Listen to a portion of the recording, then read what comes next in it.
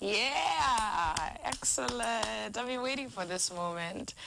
My next guest, Isaiah Katumwa from Uganda, is best known for what you've just heard, his skill on the saxophone. Please welcome him to the show. Hi. Hi. Welcome. Thank you. It's very good to have you here. I'm a huge fan. Yeah, thank you. Yeah, Good I'm a huge fan. Isaiah, welcome to Kenya, first of all. Thank you very much. You're from Uganda. Yes, I am. And now, as you know, we're broadcasting live in Uganda, which is a fantastic thing. To know, yeah. Excellent. Yeah. Tell us your story, Isaiah. You've been playing the saxophone, and very well, for 20 years now. Yes. Okay. Quite a bit of time, but I'm a self-taught, which I think defines the long time for me to get where I am. But I think it's been interesting getting to... I've never had a teacher, so from the time I got the saxophone, I was about 10 years old. Right. And I had to kind of discover. Staying, of course, with my guardian who got me into it. Okay. I wouldn't say I was with my parents, no. I was good at singing, I was good at dancing, I was good at different musical aspects. Right. And because he owned the school where I was actually going. Okay. And he got me into music. He got me into playing guitar and keyboard. Right. And finally, when I got the saxophone, I thought, okay, this is challenging enough. We had teachers for the other instruments, but there was no teacher for the saxophone. Right. So I embarked on the saxophone. I said, okay, I want the uniqueness of it. And the fact that there were no saxophonists, so I wouldn't go to a saxophonist to teach me. Right. I thought, okay, we need saxophonists in the country. Let me take the responsibility. As a kid, so you're self-taught, which is I'm self-taught. Yeah. An amazing thing. Yeah. Looking back, Isaiah, 20 years ago, and the kind of musician that you wanted to be, and the kind of musician that you've become. Tell us about that.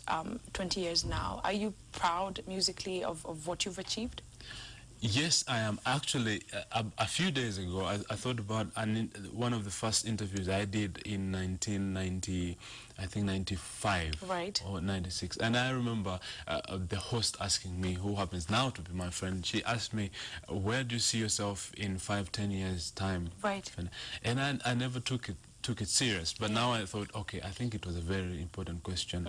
And I said, I want to be an East African version of Kenny G. And even before then, I didn't think about a particular style. I just thought I want to do my thing the way that I best describe myself through the saxophone. And yeah, I think it's working out well. Okay. And I could say I'm doing well, even though I'm trying to even go further. I want to do better than I think I've done. So the growth process is continuous. Yes, it is. I'm still thinking, okay, it's good where I am, but there's still this much to do. It's massive. I'm trying to take responsibility in terms of practicing, in terms of getting more information, how to get, getting expertise, getting experience, and more knowledge on the saxophone. But it's been interesting. It's been up and down. Some of the things that really amuse me are things like, you can't do it. Nobody has done it before. Why do you think you'll do it? Right. And, I think when you're about to succeed, there'll be a lot of people there telling you that you can't. Yeah, and the other thing I learned is whenever you're doing something for the first time, people just want to relate to things they already know. Right. And if it's unique, when they see it different, they want to say, it can't work. Why do you think you're the first person who's going to do it? Anyway. Right. So the challenge has always been that you can't do it. And I remember my first album that I did in 2000. I didn't have money. I was a broke musician, just like musicians used to be then. Right. But I said, I want to do it different. I've a little bit gone to school, unlike musicians then. Right. Musicians didn't, really have much exposure in school. But I said, okay, I need to use a little knowledge that I have to do something better. And I went to studio. I had very limited resources. I went to a friend of mine who actually helped me with his office computer. Right. And I wrote a few CDs. I printed a CD on a paper, cut it out, and pasted it on CD. And that was it? Yeah, and I said, okay, I'm going to go for my fans, and I said, this is my first album. Wow.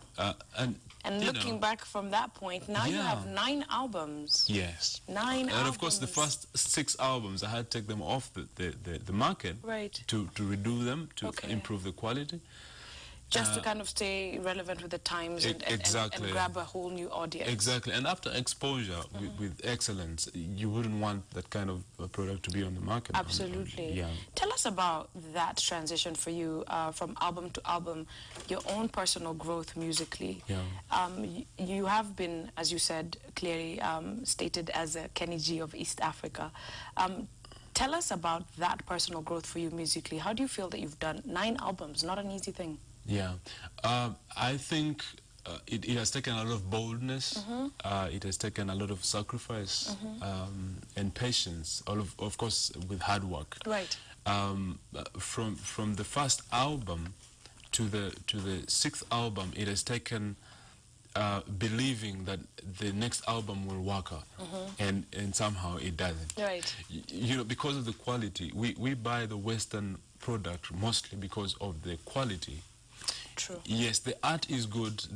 You know, there's professionalism, but also the quality. We want quality. Guaranteed, isn't it? Exactly. Yeah. And many people bought not because they love the music, but because they wanted to support, and the idea was good, and maybe their friends, they will buy it and put it behind, you know, into their stuff, but not because they want to listen. And I thought, okay. Taking the music into stores, nobody wants to sell it. Right. Because, look, how will I put your CD with this kind of quality of picture with an international artist? Right. And I thought, okay, this is Ugandan, come on, just support it, it will improve. Right. But I said, but sincerely, I can't explain this to customers. So you must actually be the one to raise the bar. Exactly. Okay. So it was a step that I had to take. That okay, you've done well, you've invested all the money you have to do, but you have to do better.